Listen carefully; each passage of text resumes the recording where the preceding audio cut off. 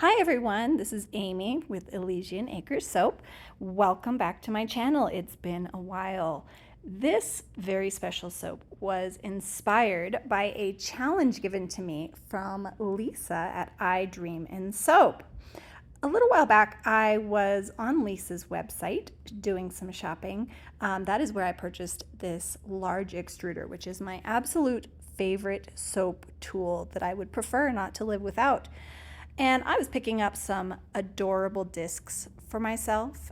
Lisa designed these gnome discs that make the world's cutest gnomes. I'm a little bit obsessed with them. But when my box arrived, there was something special inside of it and a special note from Lisa. Lisa sent me these 3 discs with a challenge. This year, Lisa has been creating a series of soaps called The Earth Through Time. And she sent me these discs along with a challenge to invite me to create my own version of the final soap in her series, which is The Evolution of Man. I know you recognize this image. Lisa was so kind as to send me a little template so that I could get a visual idea of what she had in mind. And the challenge she set for me was to use these first 3 figures, and for the 4th figure in the series, to create my own. Now, Lisa gave me total creative freedom to make any image I wanted to be that final figure in the series of the most evolved man, the modern man. And I put a lot of thought into this. I didn't want to pick any old modern man. I thought and thought and thought. And then it struck me. I knew who it needed to be. It was the pinnacle of modern humankind, the man, the myth, Chuck Norris. That's right, it needed to be Chuck because obviously evolution was finished when it reached Walker, Texas Ranger. I wanted to create Chuck's image in his signature roundhouse kick pose. So this is the image that I looked at to create my own version with my 3D software. And I made this disc with a silhouette of Chuck in a roundhouse kick pose, and I added a little hat there for him. So I printed this disc and I put it next to the other 3 figures, and I was really happy with it, except for one thing. I knew that all of the other figures were going to be solid black silhouettes, but I decided that I really didn't like for this final figure to be just pure black. I wanted to give him some extra depth, extra fun, so that one had to go. And instead, I printed a whole bunch more discs, breaking that image down into pieces. You see his pants, his hat, his boots, so that I could extrude those in different colors. So after I extruded all of my different colors and assembled my little Chuck, I was feeling pretty happy with myself until my husband came along and said, "What's that?" Then I showed him this picture that I used to create my discs, and I said, "Well, it's his hand. That's all it is. It's his hand." And then my husband said, "No, that doesn't look like his hand. That looks like something else that you don't want in your soap." And you know what? He was right. So Chuck's hand got removed, and I extruded the rest of these figures, and then it was time to make some soap.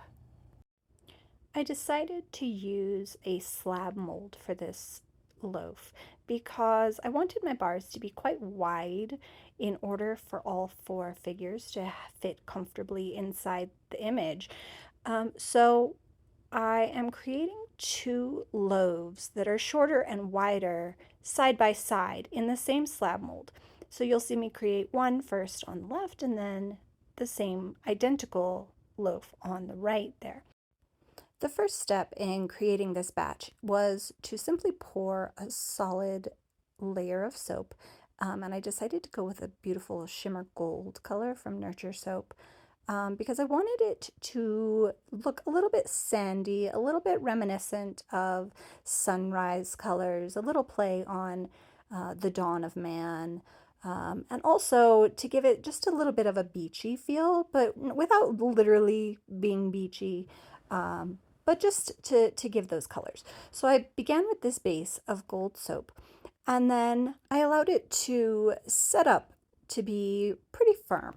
I wanted this base layer to be nicely set up to give all of my extruded figures a nice solid base to sit on so that they would be very level.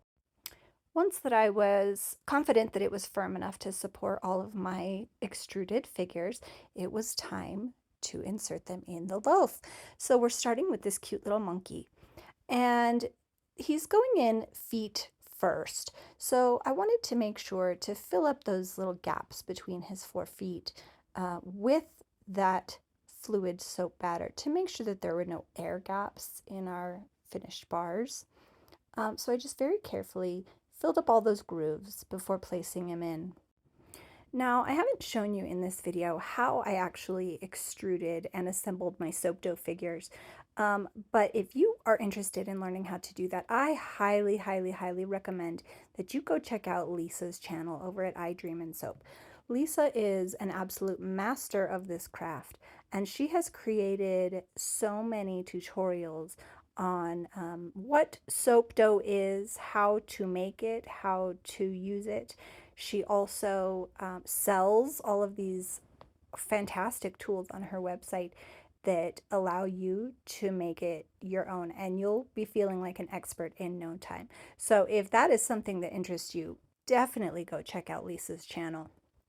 Now, I'm using the same exact color of shimmer gold to fill up these gaps and to sort of adhere these guys to the bottom layer. And the reason I did that is because I just wanted the freedom to make a mess, really, without those glops and spills really being apparent. So the next figures going in are these little Neanderthals. And the challenge with these guys is that his arm sticks out, and there's a very small space where between his arm and his body. So I tried my best to pour that soap into that gap, and here I'm just using a small skewer to really sort of poke it down there to minimize air holes as much as possible. So I'm going to zoom through this next section because it's really the same thing. I'm simply pouring that fluid batter into those air gaps on each extruded section before placing it in the mold.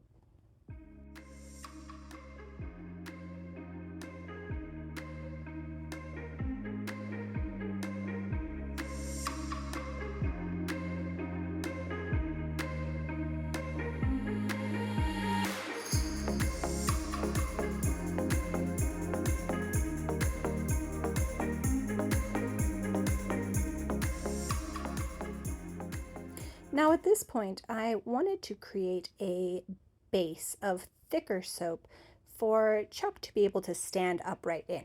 Because of the nature of that embed, he's got really just the 1 foot that he's standing on. So I wanted to make sure the batter where he's standing was quite thick and able to support him in an upright position. The angle that he has to stand at in this soap is probably the thing that worried me the most about this design. I was very worried that he would topple over and just look really, really silly, extra silly, if you will, in that final batch. Once I got Chuck into that position and let go, I was really shocked and very pleasantly surprised that he stood up by himself. So I continued the other thing on the other side. Although that one gave me a little bit harder time, the base soap was not quite as thick on that side, so he was trying to topple over. So on this one, I needed to hold him in place with my fingers for a little while, to give that base soap a little extra time to set up around him, and then it worked out just fine. Once I was fairly confident that all of these figures were in place and that I would be able to fill up around them without the risk of them wobbling or falling over, I started filling up those empty spaces with more of that gold soap. The difference at this point now is I'm beginning to pour a gradient pour at this point. So you will see that the batter I'm pouring slowly changes color as I'm adding in little bits of blue. So I went from a gold on the bottom up to a deep blue on top. And here's that first layer that's a little bit green, you can see. So into that pot that I'm pouring from right now, after every swipe, if you will, I simply add a little bit more blue into that batter until finally the very top is that solid deep blue.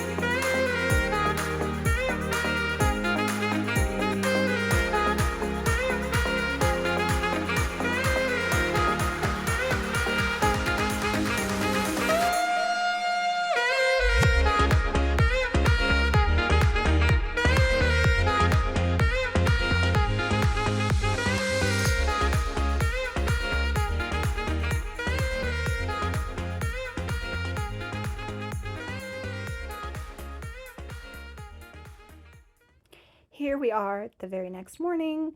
It was fully set up now, time to get it out of the mold so that we could see what is inside. This is the absolute scariest time for a soap maker when you've put so much work into a loaf and you really don't know sometimes. You don't know if your embeds survived, if they look as effective as you hoped, if they fell over.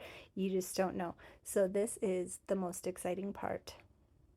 Now, I really should have left this soap in the mold for probably another day since I did pour it at such a thin trace, but my curiosity got the best of me and I just had to get it out of the mold. So I was able to pretty successfully, although it was still on the soft side. Now, the first step in order to cut these bars correctly is to divide that slab mold in half. So I needed to measure it very carefully. Otherwise, the entire composition of those two separate loaves could have been thrown off. Thankfully, I measured well, so this cut ended up being perfect, and the composition of those final loaves ended up being spot on. I was really, really pleased with how it turned out. Now it's time to cut the bars.